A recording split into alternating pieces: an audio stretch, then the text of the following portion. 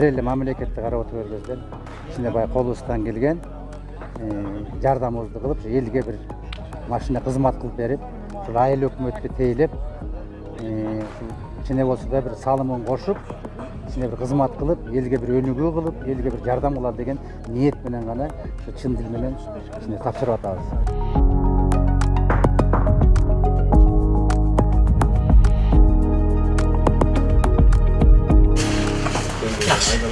Kuday buyursa sağ olun.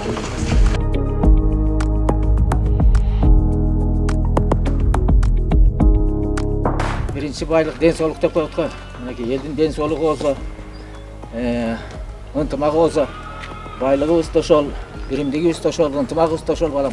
Кудай буюрса ушул машинабыз аксолтой болуп, ийгиликтүү иштеп, бир жакшы иштерди алып бара берсин, айылыбыз ушинтип кичине болсо дагы өнүгө берсин. Алтынбек акебиз менен Мурат акебиздин үй бүлөсүнөн жашынакай мына автоунаа келип кызмат өтөйүн деп ушул элибиздин ден соолугун мындай жак карап бат-баттан мындай тез аранын ичинде ушул миңдеген өмүрлөрдү сактап калат деген үмүттөмүн да.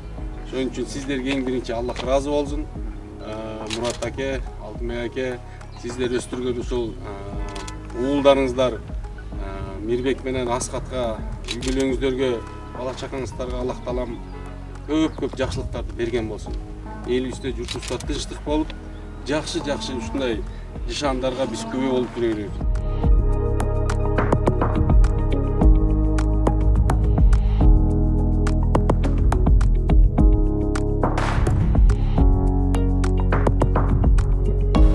Артында барабыз жанында ушул айылга алып келгенге эмеси.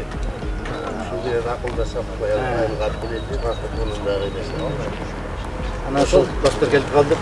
Ana машинанын ачкычын тартып коелу, келечек коелу.